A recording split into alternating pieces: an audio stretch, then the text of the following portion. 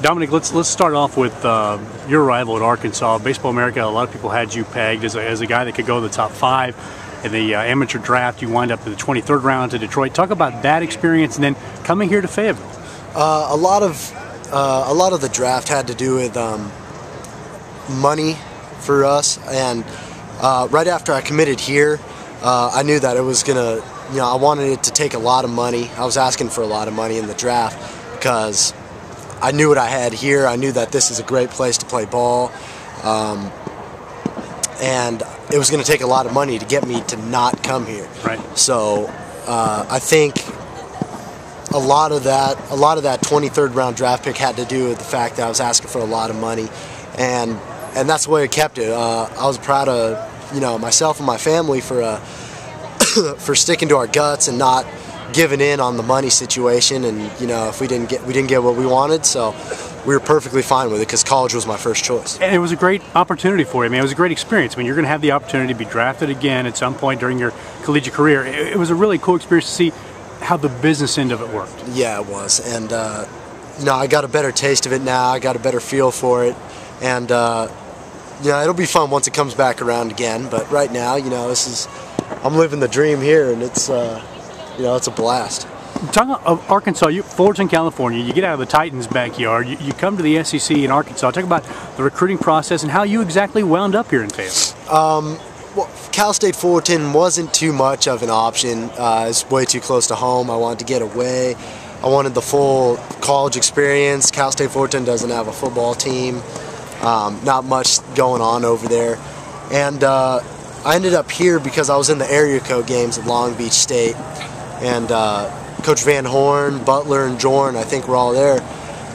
And they watched me for about the first 2 days of it.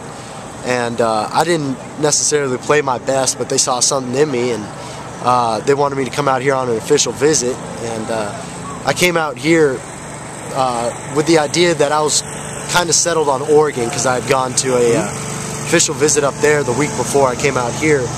And I arrived here and I saw all this, and it made it easy for me, believe it or not. Plus the coaching staff, they're really smart. I noticed that. I noticed that they knew the game. They were players, coaches. They were really welcoming. I just loved everything about them. Plus the fans, the surrounding area, and the field. I loved it all, so it was great. And that's how it basically ended up. Talk about your transition. I mean, Delaware State that last week. You start a series with Utah today. Surprises for you? Yeah, this was not taking anything away from Delaware State, but this was definitely a better ball club right here. They had a couple, SEC quality pitchers.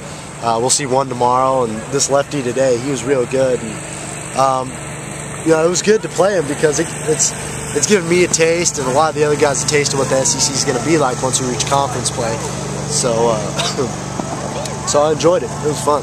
Talk about you individually at the plate. I mean, it's a little different. I mean, I know you faced high caliber and high quality pitching in high school and in California. Everybody has travel teams, so there's no really big surprises. But still, breaking balls, there's a lot of different stuff. And then with the new bat too, you still have to make that adjustment. Yeah, and not much of it. The bat has nothing to do with actually making contact with the ball. But a couple of the balls I hit, last week, I felt would have jumped off, a lot better, and might have found some holes. And but today, it's a big difference from high school ball. No matter what caliber pitching you're facing, a first or second round guy out of high school, it's a big difference. And these pitchers are a lot smarter, and they know how to work a pitch sequence and stuff like that. So I mean, it's a big transfer, but it's fun. And Coach Butler's gotten us ready and raring to go. Very cool. Dominic Ficociello. I have mispronounced your name, my friend, for about 6 months, I promise you.